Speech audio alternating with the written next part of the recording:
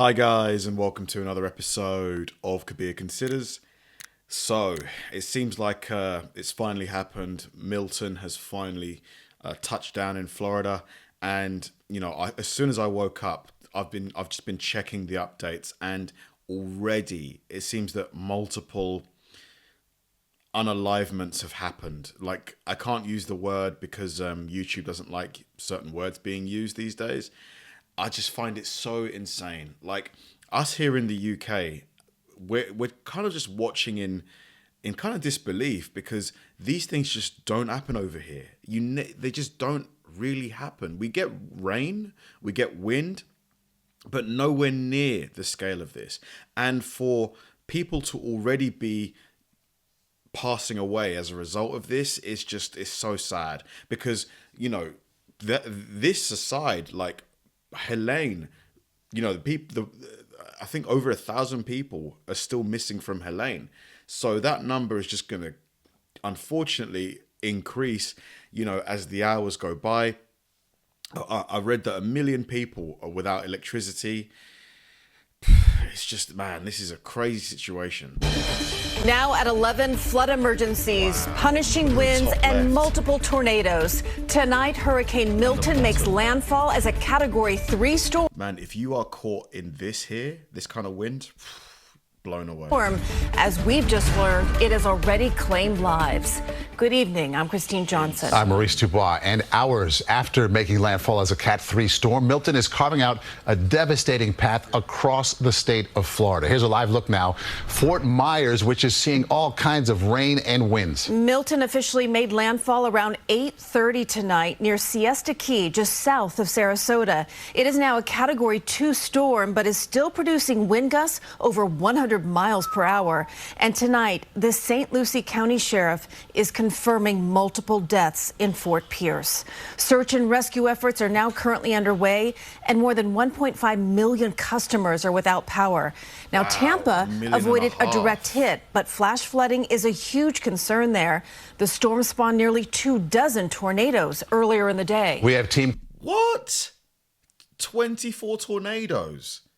Man, this is starting to sound like some kind of, end of the world type event. Like, did you guys see that movie, The Day After Tomorrow, with Tom Cruise? Coverage of Hurricane Milton. Let's get straight to senior national weather correspondent Rob Marciano in Bradenton, Florida. And Rob, take us through it all. Like, what's it about? What's it feel like right now? Well, Maurice, we're on the back side of the eye. The eye already came through about an hour and a half ago, and the winds have ramped right back up. So we had winds that gusted over 100 miles an hour in the front side eye wall. And this is what it did to this wall that we were actually using to protect our gear and strong. brace our cameraman against. And luckily he was on that side of the wall and not this side of the wall, because you see what those winds did there. So no doubt there's all sorts of damage all over this part of the county. The landfall of the hurricane coming just about 5 miles due west of us. So that's what we endured in anticipation of the eye. We had some calm in the eye, and now we've got this again. How long is it going to go on for? Like, until it passes? I mean, it's constantly moving, right? Like, at some point, will it just move away and weaken? Like, kind of, is that what happened to Helene? So even though we're not seeing a lot of heavy rain because dry air is wrapped in, we're getting intense winds again, damaging winds again, and we're going to have this for the next couple of hours. The center moving towards just south of Tampa, which is getting the worst of it. St. Pete to Tampa, up I-4, flooding rains and high winds for the next several hours. We are not done with this, and we won't be till well into tomorrow morning. Rob, you mentioned being in the eye. Tell us what it was like. What did you feel? What did you see? What did you hear? Well, it's a surreal experience. I'll tell you that, Christine. I've been through a couple of them, and you get goosebumps, quite honestly, because you're in this very intense, very tumultuous, a terrifying event in the way of the winds that are damaging. And I mean, like, Florida, lovely place, but with how severe these hurricanes are getting, like, year on year, man, I'd be tempted, like, any Floridians watching this, are you tempted to just leave Florida, like to move to another state? Where, like, the Midwest, somewhere that's not as affected by hurricanes like this? Because, to have your property, your house damaged year on year on year. Then all of a sudden the winds start to drip off and it goes completely calm. The bugs are flying around. You hear birds chirping. It's completely quiet. And it was like that for like 30 or 40 minutes. People were coming out of this hotel to walk their dogs, take that opportunity because they've been cooped up in all day. Just take it all in and then go back inside. You couldn't see stars. It wasn't that clear, but it was calm for over a half an hour. Surreal experience. Those are some choppy waters over there, man. It's cool to experience for sure, but you realize the force on both sides of this and what it's doing to the communities that this storm is impacting. That's the heartbreaking part of it. Rob, just one more thing real quick here. I'm wondering how this experience compares to what you were expecting. Yeah, it's a good question, Maurice. I was expecting the worst of it, and this is... it's right there with it. You know, when it went to Cat 5, 180-mile-an-hour winds, your expectations go, oh, my goodness, this is going to be the end of the world. The flooding is just so bad. Like, getting that water away is going to take so long. Thankfully, it decreased somewhat, but this is a ferocious storm. As a Cat 3, now a Cat 2, eventually a Cat 1. It's done everything that a hurricane can do. Tornadoes, flash flooding, storm surge, and damaging wind. This storm has had it all. And Rob, as you well know, it's going to become more clear when daylight happens tomorrow. Thank you for that live report. Rob Marciano, our national weather correspondent, reporting from Bradenton. Yeah, really brought it home. You got a good feel for it tonight. Rob, thanks. You bet. Let's check in with Lonnie right now to see the latest on the track of Milton, as predicted pretty much. Lonnie? Yeah, it kind of made a little wobble to the south. At one point, all eyes on Tampa. Tampa would have been the worst case scenario because of the topography of the bay. One way in, no way out. That would have just been really horrible. Do hurricanes like this affect property prices in areas like Tampa, other places that are really affected by hurricanes on a yearly basis?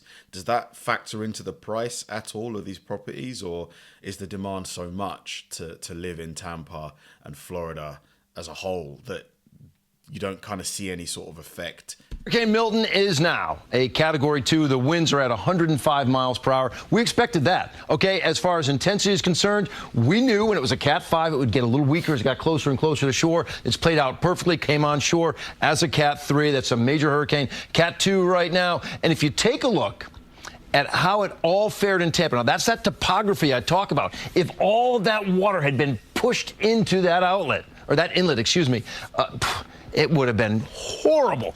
As it turns out, you ready for this, people?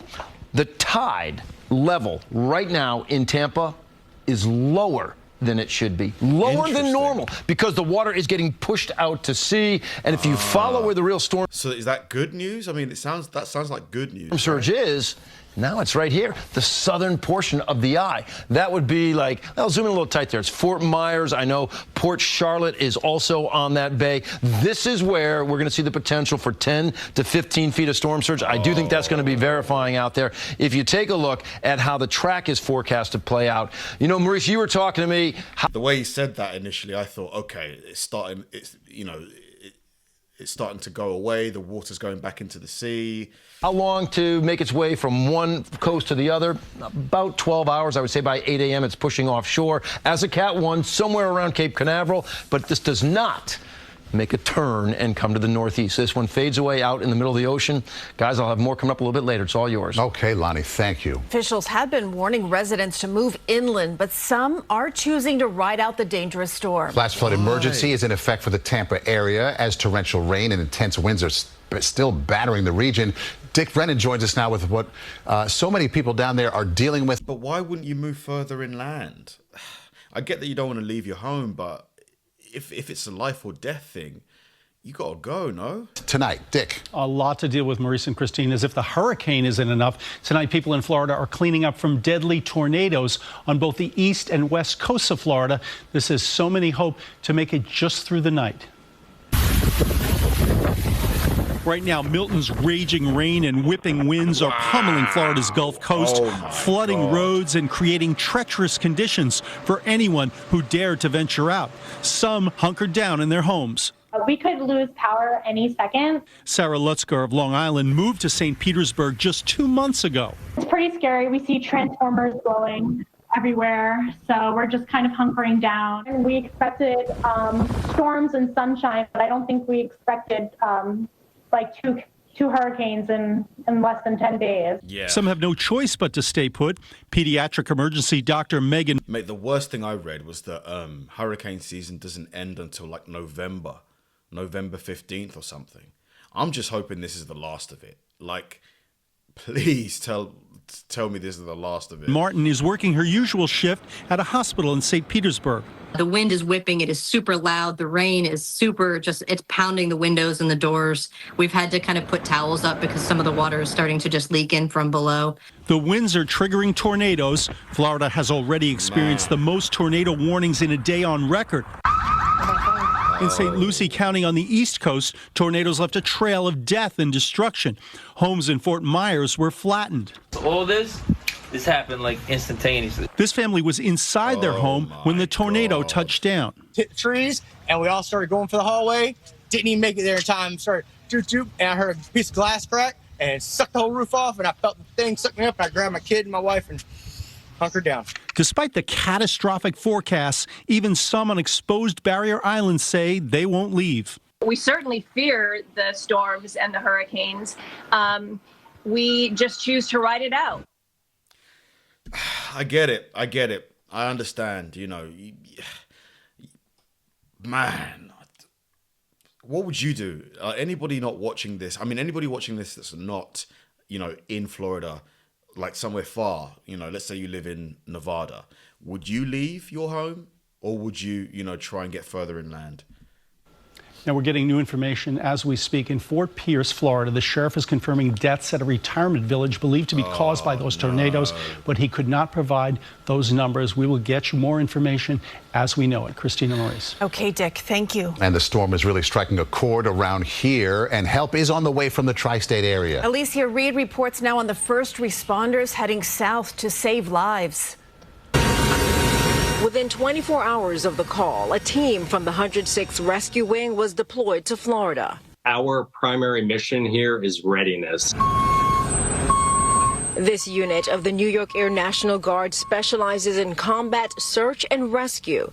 One aircraft and a team of up to 24 made the trek on Wednesday. They're trained on advanced trauma care, medicine, swift water and flood type rescue, boats, jumping out of aircraft, vehicles. As the wrath of Hurricane Milton makes its way to Florida, 2 firefighters from the Hoboken Fire Department and Task Force 1 will be on the ground in North Carolina helping families still recovering from hurricane. Man, the amount of flooding, no matter how many times I see photos like this looks like a door.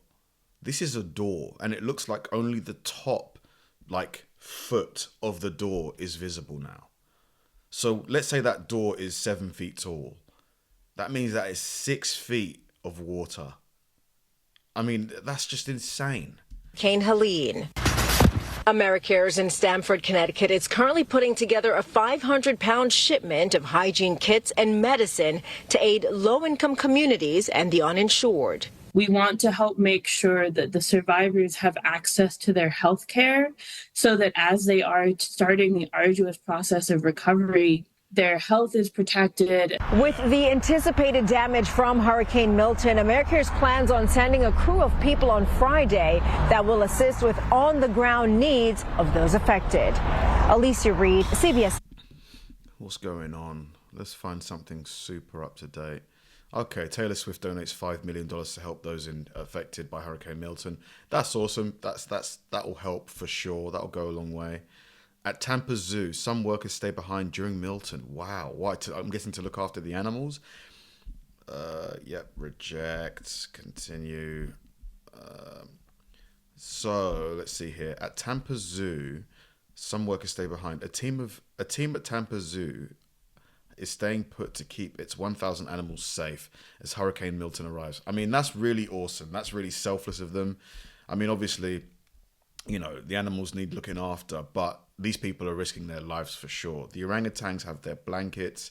The skunks have their personal space. Do skunks need personal space? The manatees have pools filled with days' worth of lettuce, and the rhinos have stools of bamboo. That's awesome to read. Let's see here. What's going on the ground? What's the BBC saying? Let's see here. batters Florida, bringing deadly tornadoes, floods, and storm surges. Yeah, it's just, this is just, we don't hear of this. Like, this is just completely alien to us over here. It's just, it's crazy. A cement bench flew past me. A cement bench flew off the roof of a neighboring hotel and crashed down next to me, says storm hunter and meteorologist Matthew Capucci. Imagine that. Like, this guy was lucky. If that storm bench was a few inches, you know, closer to him and it hit him, first the glass shook, then you couldn't see a leaf move. From Sarasota, Brenda Griffiths describes the contrast from the hurricane arriving to the beginning of the eye of the storm. She was in a hurricane-proof building which had 150-mile-an-hour winds hitting it. I watched the glass on the windows moving, which it is supposed to do. We had about an hour of that. Man, that hour must have been long, just thinking, please don't shatter. Man, it's, I just hope that the hurricane weakens as quickly as possible, heads out towards, you know, the sea, the ocean, and just, that's the end of it. Like, that's the best we can hope for right now. And also that the number of unalivements is as small as possible. You know, some have already happened, which is a tragedy, but hopefully we can keep that list as small as possible. My fear is, though, that as the hours go by, you know, it's probably going to get bigger, but we just hope it's not as big as it was for Helene. I think the final toll for Helene was like 250, which is crazy. And obviously with 1,000 people still missing, that number could go way higher.